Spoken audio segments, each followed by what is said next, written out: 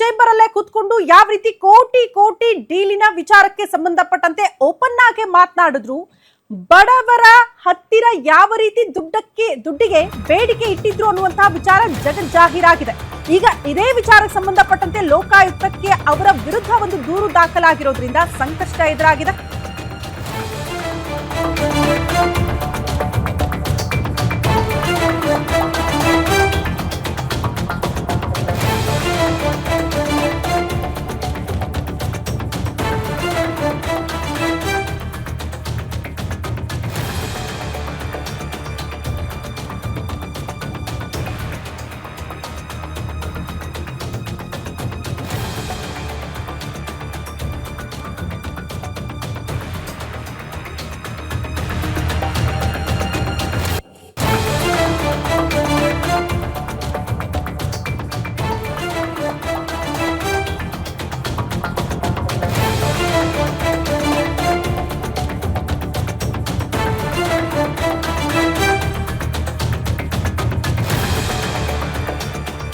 ಭೋವಿ ನಿಗಮದ ಅಧ್ಯಕ್ಷ ರವಿಕುಮಾರ್ಗೆ ಲೋಕ ಸಂಕಷ್ಟ.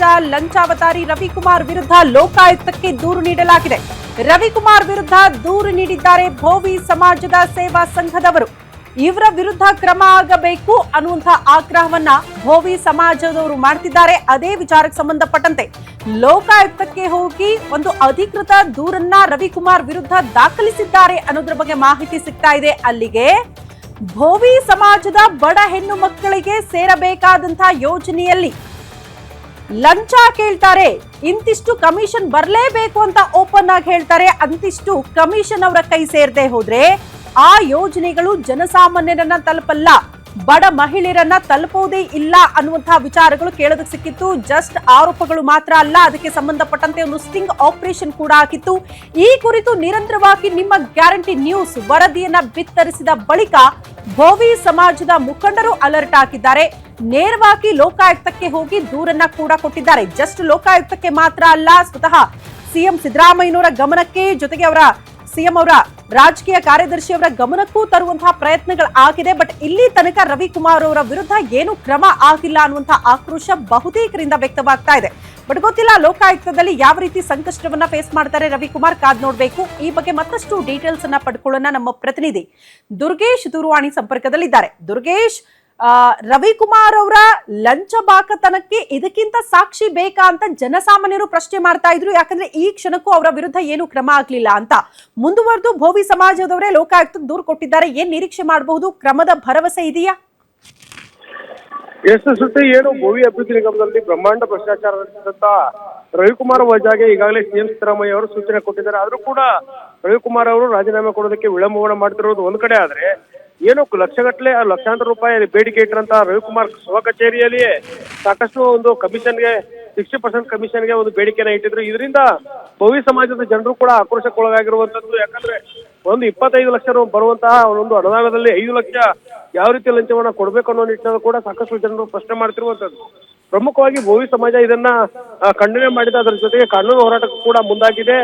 ಏನು ಭೋವಿ ಸಮಾಜದ ಸೇವಾ ಸಂಘದ ಅಧ್ಯಕ್ಷರಾಗಿರುವಂತಹ ಜಗನ್ನಾಥ್ ಅವರು ಈಗಾಗಲೇ ಸಿಎಂ ಸಿದ್ದರಾಮಯ್ಯ ಆಗಿರ್ಬೋದು, ಪರಮೇಶ್ವರ್ ಆಗಿರ್ಬೋದು, ಮಹದೇವಪ್ಪ ಆಗಿರ್ಬೋದು, ಜೊತೆಗೆ ಏನು ಲೋಕಾಯುಕ್ತ ಕೂಡ ದೂರನ್ನ ದಾಖಲಿಸಿದ್ದಾರೆ. ಲೋಕಾಯುಕ್ತ ಈ ಪ್ರಕರಣವನ್ನ ಯಾವ ರೀತಿ ತೆಗೆದುಕೊಳ್ಳುತ್ತೆ ಅನ್ನೋದು ಕೂಡ ಬಹಳ ಚರ್ಚೆ ಆಗ್ತಿರುವಂತದ್ದು. ಯಾಕಂದ್ರೆ ರವಿಕುಮಾರ್ ಅವರ ಮೇಲಿರುವಂತಹ ಆರೋಪ ಗಂಭೀರವಾಗಿರುವಂತದ್ದು.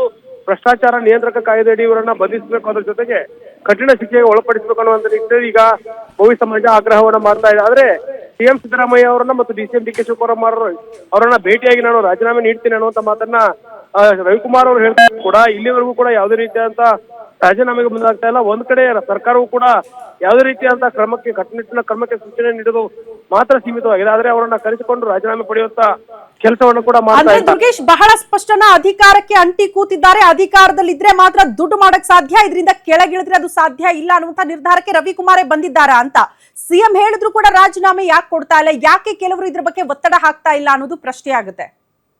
ಖಂಡಿತ ಶ್ರುತಿ, ಕಳೆದ 5 ದಿನಗಳಿಂದ ಈ ಒಂದು ಬ್ರಹ್ಮಾಂಡ ಭ್ರಷ್ಟಾಚಾರ ರಾಜ್ಯದಲ್ಲಿ ಸದ್ದು ಮಾಡ್ತಾ ಇರುವಂತದ್ದು. ಇದನ್ನ ಬಿಜೆಪಿ ಕೂಡ ಅಸ್ತ್ರವಾಗಿಕೊಂಡಿತ್ತು. ಅದರ ಜೊತೆಗೆ ವಿಪಕ್ಷಗಳು ಕೂಡ ಇದರ ವಿರುದ್ಧ ಹೋರಾಟಕ್ಕೆ ಮುಂದಾಗುವಂತ ಎಲ್ಲ ಸಾಧ್ಯತೆಗಳಿದೆ. ಬಿಜೆಪಿ ಕೂಡ ಹೋರಾಟಕ್ಕೆ ಅಸ್ತ್ರವಾಗಿ ಮಾಡ್ಕೊಳ್ಳೋದಕ್ಕೆ ಮುಂದಾಗ್ತಾ ಇದೆ. ಇತ್ತ ವಾಲ್ಮೀಕಿ ಅಭಿವೃದ್ಧಿ ನಿಗಮದಲ್ಲೂ ಕೂಡ ಬ್ರಹ್ಮಾಂಡ ಭ್ರಷ್ಟಾಚಾರ ಆಗಿತ್ತು, ಅಕ್ರಮ ಬಯಲಿಗೆ ಬಂದಿತ್ತು. ಸಿಎಂ ಸಿದ್ದರಾಮಯ್ಯ ಅವರ ಸದನದಲ್ಲೂ ಕೂಡ ಒಪ್ಪಿಕೊಂಡಿದ್ರು.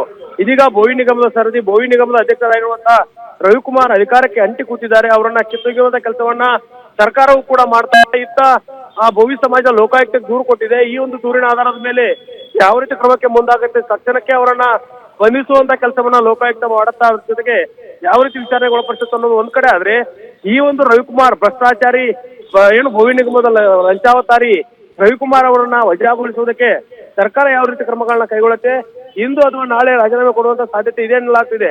ಆದ್ರೆ ರವಿಕುಮಾರ್ ಈ ಒಂದು ಬೆಂಗಳೂರಿನಿಂದ ಶಿವಮೊಗ್ಗ ಅವರ ಸ್ವಜಿಲ್ಲೆಯಲ್ಲಿರೋದ್ರಿಂದ ಅವರ ಒಂದು ರಾಜೀನಾಮೆ ಕೊಡೋದಕ್ಕೆ ಬೆಂಗಳೂರಿಗೆ ಬರ್ಬೇಕಾಗುತ್ತೆ. ಇದರಲ್ಲಿ ವಿಳಂಬ ಆಗ್ತಾ ಇದೆ ಅನ್ನುವಂಥದ್ದು ಬಹಳಷ್ಟು ಎದ್ದು ಕಾಣ್ತಿರುವಂತದ್ದು. ಓಕೆ ದುರ್ಗೇಶ್, ಧನ್ಯವಾದಗಳು ತಮ್ಮೆಲ್ಲ ಮಾಹಿತಿಗೆ.